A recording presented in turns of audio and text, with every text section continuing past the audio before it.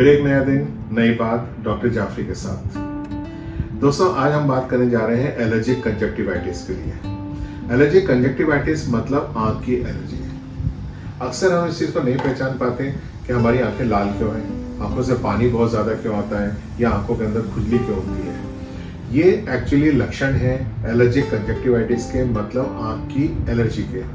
आंख के ऊपर जो कंजक्टिवा होती है वो एक्चुअली एक मेम्ब्रेन होती है जो आंख के ऊपर और पलकों के अंदर मेम्ब्रेन कवर करती है, और इसके अंदर अगर इन्फ्लेमेशन होता है, सूजन आती है, तो उसको एलर्जी कहा जाता है। एलर्जिक कंजक्टिवाइटिस के अंदर कण वही होते हैं जो नाक की एलर्जी करते हैं। कई बार एलर्जिक कंजक्टिवाइटिस नाक की एलर्जी के साथ देखी जाती है, इसलिए कई बार इसको राइनो कंजक्टिवाइटिस भी कहा जाता है। और एलर्जिक कंजक्टिवाइटिस के अंदर जो मेन कण होते हैं, जैसे आपके पॉलन्स बहुत जिम्मेदार रहते हैं, परागकण जिनको हम हिंदी में कहते हैं, ये पेड़ पौधों के अंदर से निकलते हैं और दूसरे पेड़ के ऊपर जाते हैं। बीच में हम लोग आ जाते हैं और हमको ये असर डाल सकते हैं, इसलिए एलर्जी होती है।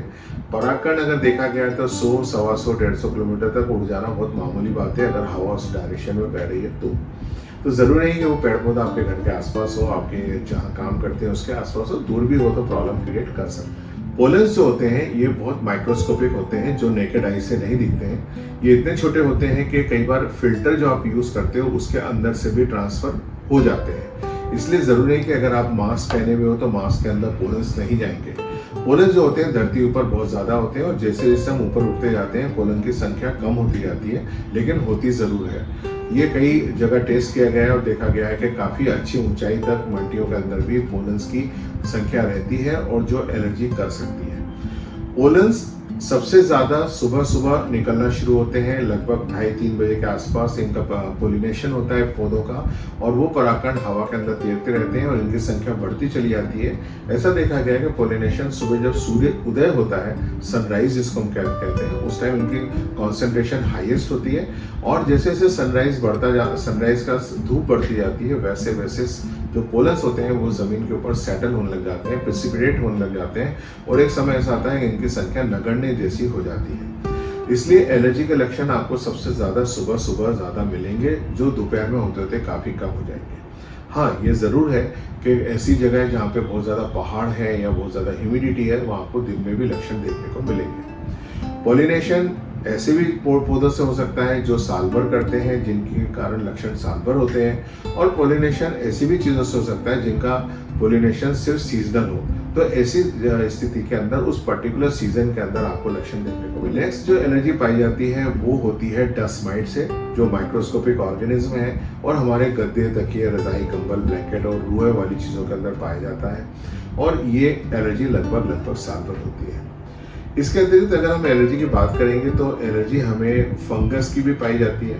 फंगस के स्पोर्स हवा में उड़ते हैं। इंसेक्ट जो होते हैं, कीट पतंगे, मक्खी, मच्छर, कॉकरोच टाइप के, इनके टुकड़े हवा में उड़ते रहते हैं, और ऐसी चीजें जब अंदर बॉडी के अंदर जाती हैं तो एलर्जी करती है। अगर आप घर में कोई पालतू जानवर पालते हैं और आपको एलर्जी है तो सबसे पहले आपको सचेत हो जाना चाहिए कि आपके घर के अंदर कोई भी पालतू जानवर ना हो। वो कुत्ता हो, वो बिल्ली हो, वो आपने कोई परिंदा पाला हो, जैसे कोई लव बर्ड्स पाले हुए हो, या कोई और चीज पाली हुई है जो हवा के अंदर कण छोड़ते हैं। कई लोग चूहे पालते हैं, कई लोग खरगोश पालते हैं। ये आपके लिए बिल्कुल मना है। कारण ये है कि इनके बॉडी में से स्किन और हेयर्स निकलते हैं जिनको हम डेंडर कहते हैं, और वो डेंडर आपको एलर्जी कर सकते हैं और उसकी वजह से आपको बहुत प्रॉब्लम हो सकती है। मेरे पास ऐसे बहुत सारे पेशेंट आते हैं जिनके पास पालतू जानवर हैं और उनको एलर्जी बहुत डेवलप हो गई है। और ये डेंडर जो होती है ये गद्दों में, तकियों में, रजाई के अंदर चिपक जाती है, दीवारों में चिपक जाती है, और उस जो आपका पालतू पेट है उसको आप हटाने के बावजूद भी 2-2, 3-3 साल तक वो दीवारों में से नहीं निकलती, गद्दे तकियों में से नहीं निकलती। इसकी वजह से आपको ये एलर्जी उनको हटाने के बावजूद 2-2, 3-3 साल तक मौजूद रहती है। एक और चीज़ है, इनकी जो स्किन निकलती है और जो इनके हेयर्स निकलते हैं वो डस्ट माइट के लिए बहुत अच्छा फूड होते हैं, तो उस जगह पे डस्ट माइट बहुत बढ़ जाती है गद्दों के, चादरों के अंदर, जिनके घर में पालतू जानवर पाले जाते हैं। तो फ्रेंड्स, अगर आपके घर में पालतू जानवर है और आप में से किसी भी परिचित को जो आपके घर में रहता है उसको एलर्जी है, तो प्लीज सबसे पहला काम करिए कि पालतू जानवर किसी को गिफ्ट कर दीजिए, पर घर में मत रखिए। ये बहुत महत्वपूर्ण इसका इलाज है। आंखों की एलर्जी के अंदर डॉक्टर बहुत सारी ड्रॉप्स देते हैं। ड्रॉप जब तक आप लेते रहो तब तक आपको आराम रहता है, जैसे आप ड्रॉप बंद करें वापस आपकी तकलीफ फिर से शुरू हो जाती है। इसके लिए हम लोग आपका एलर्जी टेस्ट करते हैं। एलर्जी टेस्ट में अच्छी क्वालिटी होना चाहिए। अच्छी क्वालिटी का टेस्ट करने के बाद आपको पता चलता है कि एलर्जी किस चीज़ की है, और जिस चीज़ की है उसका वैक्सीन बनता है।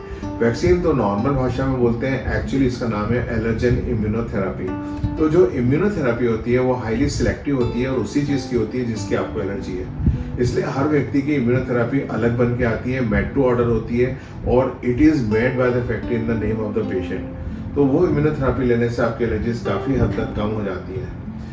विदेशों में एक और कंसेप्ट आया है जो लेकिन भारत में संभव नहीं, क्योंकि भारत ट्रॉपिकल कंट्री है और वहाँ पे क्या होता है कि सीजन्स होते हैं, और स्पेशली जो स्प्रिंग सीजन होता है उसमें घास बहुत होती है और उनके यहाँ घास की एलर्जी बहुत होती है। तो वो लोग सीजन शुरू होने के पहले टैबलेट के फॉर्म में इम्यूनोथेरेपी देते हैं और सीजन खत्म होने पे बंद भी कर देते हैं। पर भारत में देखा गया है कि अगर इम्यूनोथेरेपी प्रॉपर दी जाए, 3 साल से अधिक पीरियड के लिए दी जाए, तो पेशेंट का परमानेंटली एलर्जिक कंजक्टिवाइटिस को ठीक किया जा सकता है। ऐसे पेशेंट लाइफ टाइम के लिए ठीक हो सकते हैं, उनको बार बार दवाएं लेने की जरूरत नहीं पड़ती है और क्वालिटी लाइफ बहुत अच्छी हो जाती है। और भारत जैसे देश में इम्यूनोथेरेपी बहुत सस्ती चीज़ है, बहुत अच्छी चीज़ है और परमानेंट सॉल्यूशन देती है।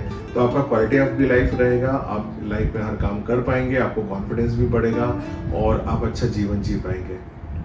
तो दोस्तों मैं इतना कह के यहीं इति करना चाहूँगा एलर्जिक कंजक्टिवाइटिस पे। डॉक्टर एस.जेड. जाफरी द्वारा Indore chest and allergy centre की ओर से जनहित में प्रसारित। Thank you.